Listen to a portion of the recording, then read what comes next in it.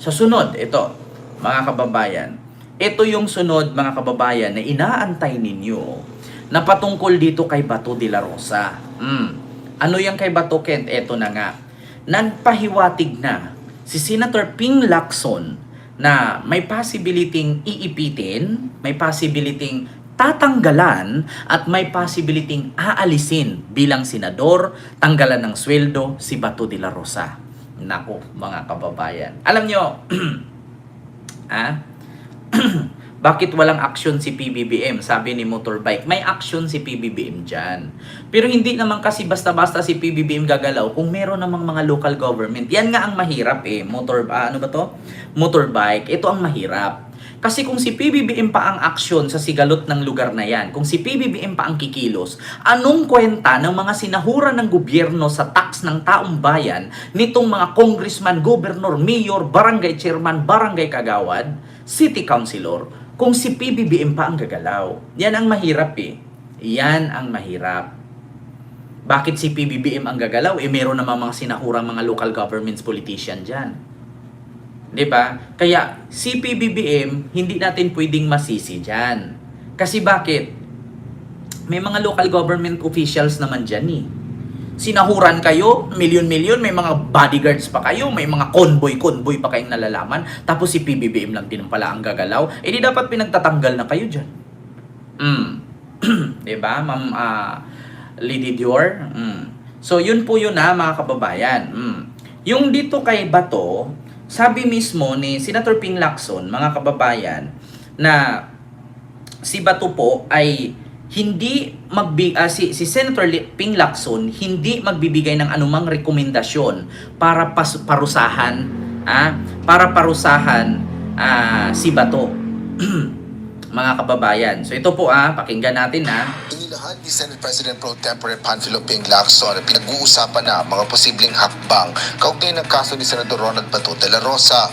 Partikular dito ang patuloy na hindi paglahok ni Senador de la Rosa sa mga sesyon ng Senado simula pa noong November 2025. Kasunod ito ng pahayag ni Ombudsman Crispin Remulla na mayroon ang inilabas na arrest warrant ang International Criminal Court laban kay de la Rosa. Ito ay bilang akusado sa kaso kaugnay ng war on drugs campaign ng nakaraang administrasyon ng kilalang kaalyado ni dating Pangulong Rodrigo Roa Duterte.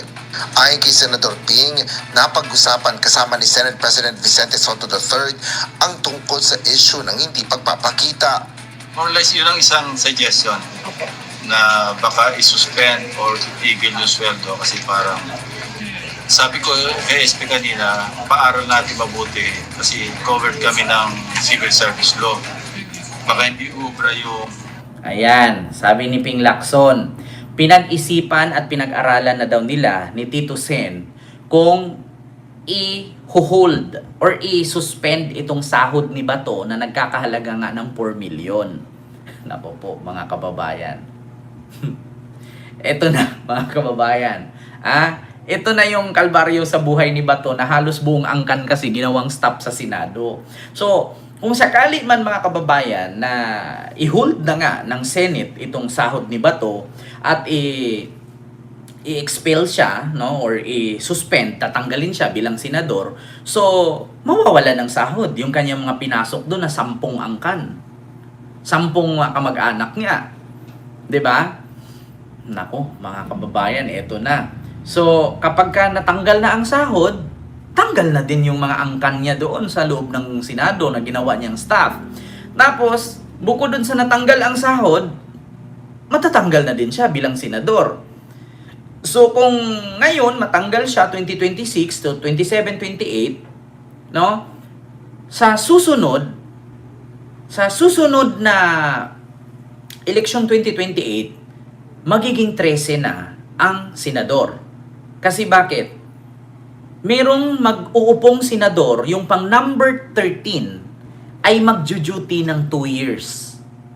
Kasi, syempre 2026 siya tinanggal. So yung 27, 28, year 2027, year 2028, yung pang number 13, siya ang mag-duty nun ng 2 years. So pag after 3 years, 4 years, 5 years, 6 years, hindi na siya nun. Kasi, anuhin niya yun kumbaga, isasab niya yung mga araw na absent si Bato. Siya yung sasalo. siya yung papalit kunwari. Kasi tinanggal na si Bato eh. So, instead na yung mga sahod ni Bato na natenga nun, si number 13 senator ang sasahod nun. Ha? Sa mga hindi nakagets, ganun po ang mangyari, mga kababayan. So, halimbawa, ngayon siya tatanggalin. Ano ngayon? January 2026.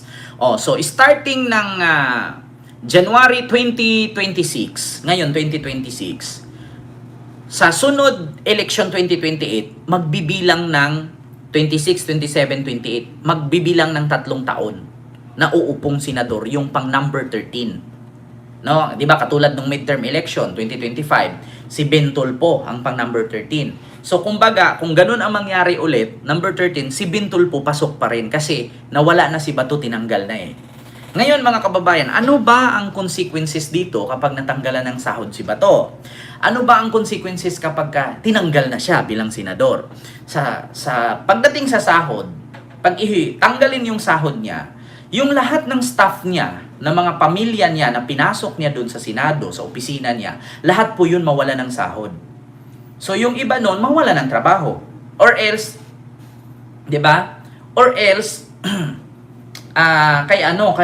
ililipat, no? Kukunin ng ibang department, kukunin ni halimbawa, 'di ba? Ano sila diyan? Baka yung ibang senador diyan walang staff, kukunin, no? Or lilipat, mag-apply na doon kay senador ganito. Oh, sir, baka pwedeng mag-apply ako diyan sa office mo. Kasi bakit? Di ba tatanggalin na si Bato? Ganyan yan. May mga ganyan, mga kababayan. No? Tapos ang mangyari pa diyan, kung sa ngayon darating, makulong si Jinggoy, makulong si Joel Villanueva, makulong si Chis Escudero. So 2026, so ilang senador magiging ano nito? 13, 14, 15, 16. Kasi Bato, Jinggoy, Joel, Escudero. So magiging 16 senador pala ito, mga kababayan. Ganun ba 'yon? Paki-comment nga mga kababayan. Ganun ba 'yon? Magiging 16 senator sa 2028 ang kukunin? Kasi merong makukulong sayang naman yung 3 taon. 'Di ba? Okay lang, Mamirian Suzuki, walang problema.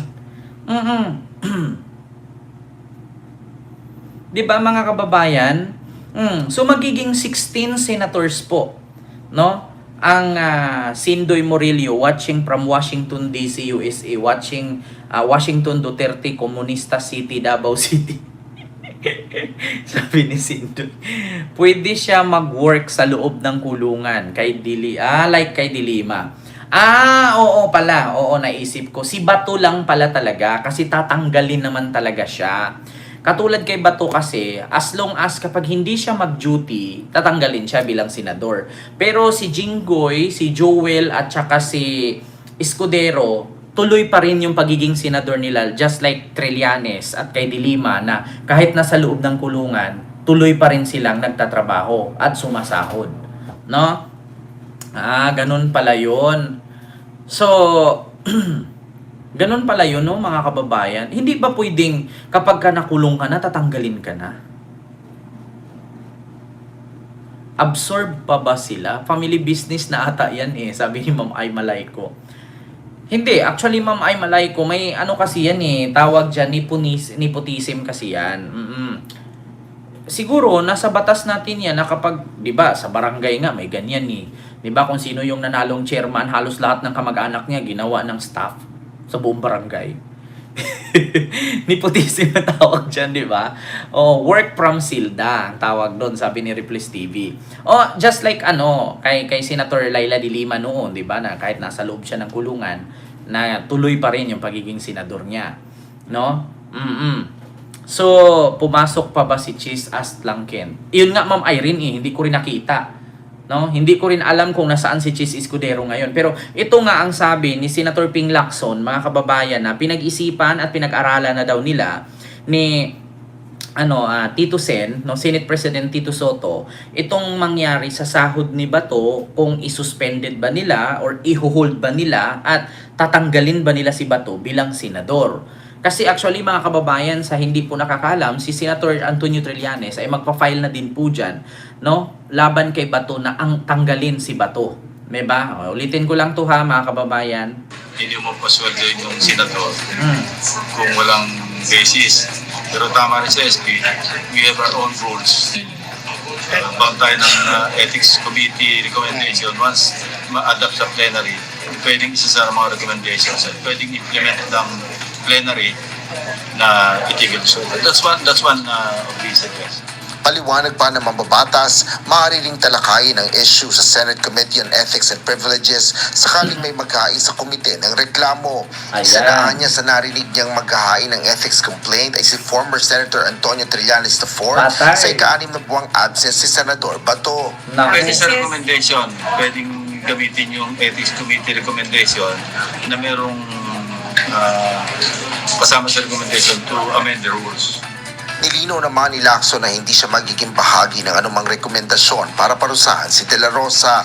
Aniya, wala siyang moral authority upang gawin ito dahil minsan na rin siyang nalagay sa kahalintulad ng sitwasyon. 15 taon na ang nakalilipat. Oh, pareho din kasi sila noon, mga kababayan, sa ginawa ni Senator Ping Lacson noon na hindi din siya nagpakita, nagtago din siya. Sabi nga ni Bato, i-break down ni Bato yung record ni Ping Lacson na nagtago din. Oh, ang problema, mga kababayan, sabi nga ni Tito Sen, naghintay lang siya ng complaint, no? Ethics complaint. So, alam naman po natin, mga kababayan, na si Senator Antonio Trillanes po ay magpa-file po talaga ng ethics complaint dyan kay Bato. So, naku, patay. Malinaw pa sa sikat ng reflection ng bunbuna ni Bato yan, mga kababayan, ha? Hinahantay lang nila kung sino ang mag-file ng ethics complaint para si Bato ay tanggalin. So, kapag nag-file na si Trillanes, sana agahan, no? Sana agahan ni Senator Trillanes yan para medyo yung pang number 13 na senador sa 2028 election ay medyo matagal-tagal din po ang kaniyang pag-duty, no, bilang senador. Kasi biruin mo 26, 27, 28, 'di ba? January pa. So, kulang-kulang 3 taon, yeah? At least pang number 13 ka, nagiging senador ka, di ba? First time in the history yan, ha? First time in the history ba, mga kababayan, sa kasaysayan ng Philippine politics na magiging 13 ang senador. Meron bang ganyan dati? Yung sa panahon ni Lacson, parang hindi naman ganun eh. Kasi kalaunan si Lacson ay sumuko. Di ba? So, wala naman sigurong ano. So, first time yata na nangyari yan, no? Mga kababayan. Magkaiba naman kasi kaharap noon kaysa kay Baba ngayon. Di ba, mga kababayan, kay Bato ngayon? Di ba, mga kababayan? So, first time nga mangyayari yan sa Philippine politics history na 13, no, ang magiging senador. Kung sakali, kung sakaling matanggal si Bato. Kaya nga sabi ko, Senator Antonio Trillanes, dalian mo naman yung pag-file. Di ba? At saka, bakit si Senator Antonio Trillanes lang ang nag-file? Di ba? Marami naman pwedeng mag-file kahit tayo. Tayo kasi bakit? Tayo yung nagbabayad ng tax para sa huri ni Bato. Wala ba tayong, Wala ba tayong karapatan na mag-file para magreklamo dyan na, sa ethics complaint yan? I-complain siya na, bakit ganito? Sumasahod siya at sangkatirba pang pamilya niya ang ginawa niyang staff dyan tapos hindi siya pumapasok. Diba?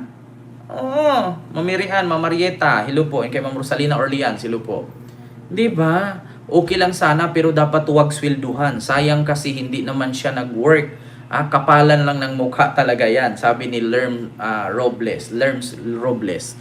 Kaya nga, di ba, nakakatamad na manood at makinig sa mga hearing. Wala namang nangyayari. Sabi ni Ma'am Ima Baticos.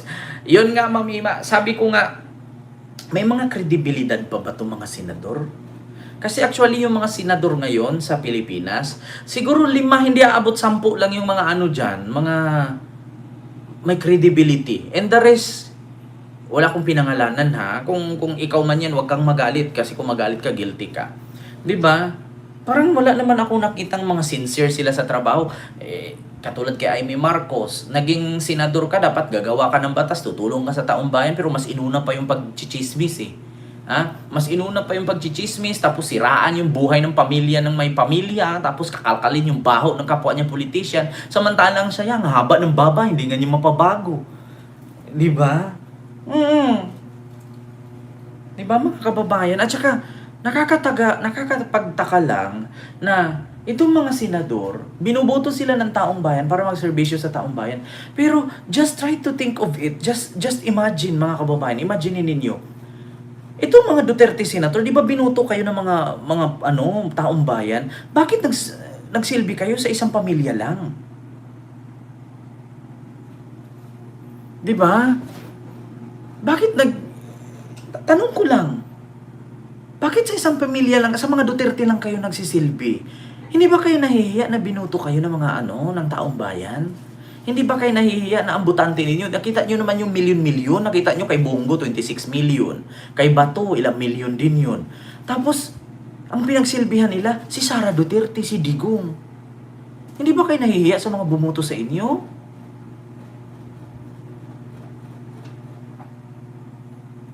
Diba? Hindi, parang ang kakapal ata na magmumukha nitong mga Diba? Ang kakapal yata ng mukha nitong mga katulad nito ni Anthony, apelido Pipino, putang ina, DDS pa. Tapos apelido Pipino, ang pangit. Diyos ko, kung ako anak niya, tapos gagraduate ka. Ken, first honor Pipino. Putang ina, hindi na ako akit ng stage. Nakakahiyang apelido, Pipino. Ayan. Parang Black Eyed Peas lang. Pipino. Pipino. Bebot, bebot, diba?